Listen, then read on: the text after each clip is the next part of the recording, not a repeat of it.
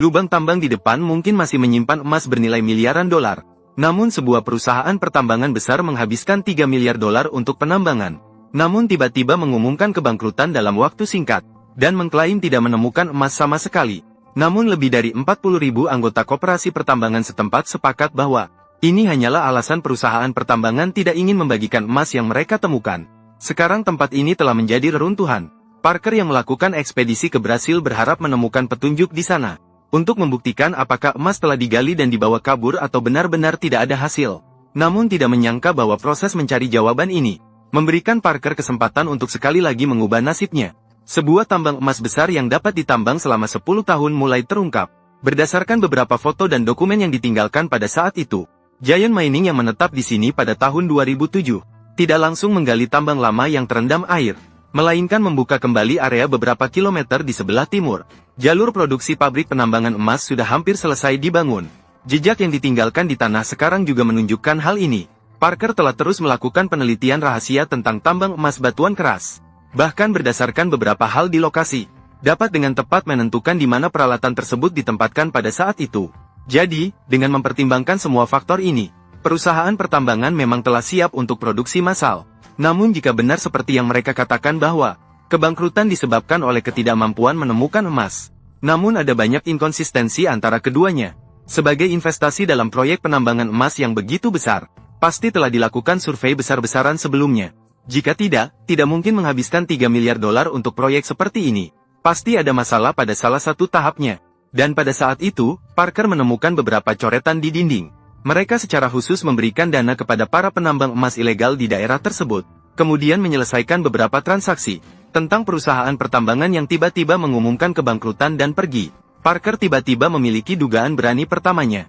Tim ekspedisi yang tidak berhasil mencari di permukaan, akhirnya memutuskan untuk masuk ke dalam tambang untuk mencari jawaban. Titik penambangan di sini terletak di dekat tambang emas Rapeirada yang disebutkan dalam episode sebelumnya. Di dekat tambang emas Rapeirada. Sedangkan tambang emas Rapeirada sejak tahun 1992 ditutup dan berubah menjadi sebuah danau. Ada yang memperkirakan masih ada emas senilai 3 miliar dolar di dasar danau. Sehingga lebih banyak orang berspekulasi dengan berani. Rencana perusahaan pertambangan adalah menggali terowongan sepanjang hampir 2 kilometer. Setelah masuk ke dasar danau, mereka akan diam-diam mencuri emas tersebut. Namun, tim Parker baru saja maju sedikit, dan menemukan bahwa seluruh terowongan telah tenggelam sepenuhnya. Beberapa orang yang tidak bisa melanjutkan harus mundur lagi. Namun ini jelas tidak masuk akal. Pada akhirnya, bahkan orang yang sangat kaya pun tidak akan menghabiskan miliar dolar untuk menggali terowongan, hanya untuk kemungkinan harta karun emas yang ada. Semuanya masih menjadi misteri yang tak terpecahkan. Kisah tentang penambangan emas selalu menjadi obsesi terbesar Parker, dan jika secara kebetulan bisa memecahkan misteri di depannya, mungkin akan berdampak pada ekspansi kekaisaran penambangan emasnya di masa depan. Mengambil pelajaran dari cerita kegagalan orang lain, ini adalah keterampilan yang harus dikuasai setiap penambang emas yang sukses. Dan tiba-tiba Parker merasakan firasat yang kuat. Mungkin ada kesempatan besar di akar cerita ini. Namun sekarang dengan munculnya tambang yang tenggelam, semuanya kembali ke awal misteri. Alasan perusahaan pertambangan akhirnya bangkrut memang benar adanya, atau memang seperti yang dikatakan anggota koperasi setempat, hanya tidak ingin membagikan emas kepada mereka. Kunci dari semua misteri berada di ujung tambang lama yang terendam. Parker yang sudah terpesona sepenuhnya, terinspirasi dari kamera yang dipegang oleh Danny, rencananya adalah mengirimkan perangkat detektor bawah air ke dalam terowongan terlebih dahulu, untuk memastikan apakah akhirnya mereka menemukan urat utama emas. Kemudian mengirimkan perangkat detektor bawah air dari lubang tambang emas Serapelada, mencari apakah benar-benar ada emas senilai 3 miliar dolar di dasar tambang. Parker yang bertekad untuk mengungkap misteri sepenuhnya, menyewa ahli penyelam tak berawak. Tim ahli akhirnya tiba di kota kecil terdekat 2 hari kemudian. Tim ekspedisi kembali ke terowongan yang terendam air.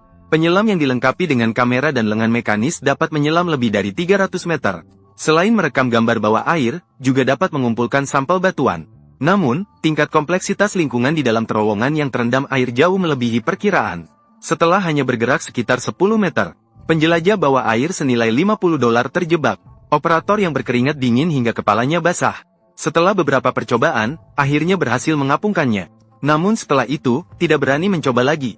Dengan tidak ada pilihan, semua orang harus keluar dari terowongan terlebih dahulu. Rencana tahap pertama Parker gagal. Tim ekspedisi terpaksa memilih cara dengan risiko lebih kecil. Risiko terendamnya tambang emas Serapelada seharusnya lebih kecil. Tim ahli akhirnya memutuskan untuk melepaskan penyelam di sini lagi, dan berharap untuk mengumpulkan sampel batuan dari danau. Untuk memastikan apakah dasar danau benar-benar seperti yang dikatakan orang lain. Masih ada emas senilai 3 miliar dolar yang tersimpan. Saat penjelajah terus menyelam ke dasar danau, berbagai alat yang ditinggalkan dari masa penambangan segera muncul di depan semua orang. Setidaknya ini menunjukkan bahwa ada jejak penambangan emas di sini. Bukanlah kebohongan yang dibuat oleh seseorang untuk tujuan tertentu.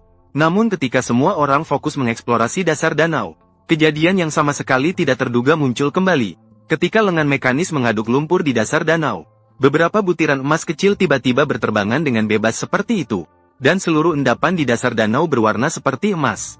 Danny yang bersemangat berteriak-teriak mengira itu semua butiran emas. Parker yang berpengalaman tentu tahu, emas tidak mungkin terendap begitu saja di permukaan. Namun untuk memuaskan rasa ingin tahunya, dia masih meminta detektor untuk membawa kembali sebagian endapan. Hasil tes akhirnya bisa ditebak, tidak ada jejak emas sama sekali di dalamnya. Setelah lebih dari 30 tahun mengalami endapan lumpur di dasar danau, dengan kemampuan detektor bawah air seperti ini, tidak mungkin mencapai lapisan tanah yang pernah digali pada saat itu. Rencana Parker menggunakan detektor bawah air berakhir dengan kegagalan total. Mengenai rencana penambangan emas yang menghabiskan 300 juta dolar ini, misteri yang dihadirkan masih belum jelas. Parker yang sudah tergila-gila tidak ingin menyerah.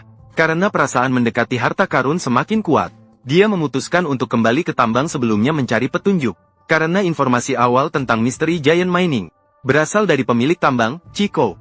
Namun tidak disangka seorang geolog lain yang dipanggilnya ternyata menyimpan semua data yang ditinggalkan selama eksplorasi Giant Mining. Menurut peta eksplorasi, saat itu terdeteksi 204 gram emas dalam 1 ton tanah berisi emas. Emas senilai sekitar 14.000 dolar. Harus diketahui bahwa menurut standar penambangan biji emas batuan keras biasa, rata-rata kandungan emas per ton tanah bisa mencapai lebih dari 6 gram. Pada dasarnya bisa mencapai keuntungan. Hal ini juga cukup menunjukkan seberapa tinggi kualitas tambang emas Rapeirada. Namun demikian, tentang apakah masih ada emas senilai 30 miliar dolar di dasar tambang, atau mengapa perusahaan pertambangan besar alasan kebangkrutan masih menjadi misteri besar. Dengan kemampuan Parker, sama sekali tidak bisa memahaminya. Namun Parker yang berpengetahuan luas tiba-tiba teringat kemungkinan menemukan harta karun emas lainnya. Pada pekerjaan penambangan beberapa puluh tahun yang lalu, para pekerja tambang emas membongkar batu dengan alat yang paling primitif. Hanya mengambil emas dalam jumlah besar. Karena kurangnya peralatan, tidak dapat melakukan penyaringan dalam jumlah besar. Batuan yang pasti mengandung butiran emas halus dianggap sebagai limbah dan dibuang, dan membentuk gunung tiling di sekitar tambang emas Rapeirada. Berdasarkan kesimpulan yang didapat dari pengujian diam-diam oleh beberapa penambang emas setempat, dalam 1 ton limbah tambang mungkin terdapat sekitar 2 gram emas. Berharap dapat menemukan beberapa jawaban dari dia. Menghitung secara kasar jumlah tanah di depannya. Jika benar-benar dapat mencapai standar 2 gram emas per ton, hanya limbah tambang yang menumpuk seperti gunung ini bisa disaring. Lebih dari 800.000 ons atau sekitar 25 ton emas. Dan tidak perlu menghapus lapisan penutup atau pekerjaan awal lainnya. Sambil memiliki sumber daya air yang cukup melimpah, keuntungannya jauh lebih tinggi daripada mengekstraksi jumlah emas yang sama di daerah Yukon. Dengan penuh semangat, Parker segera menelepon Liam, ahli eksplorasi yang telah bekerja sama selama bertahun-tahun, berharap bisa menemukan beberapa jawaban dari dia. Namun apakah tempat ini benar-benar akan menjadi tempat penambangan emas yang mengubah nasib kedua yang ditemui Parker setelah Bonanza Creek? Apakah ini adalah tempat penambangan emas kedua yang secara kebetulan mengubah nasib?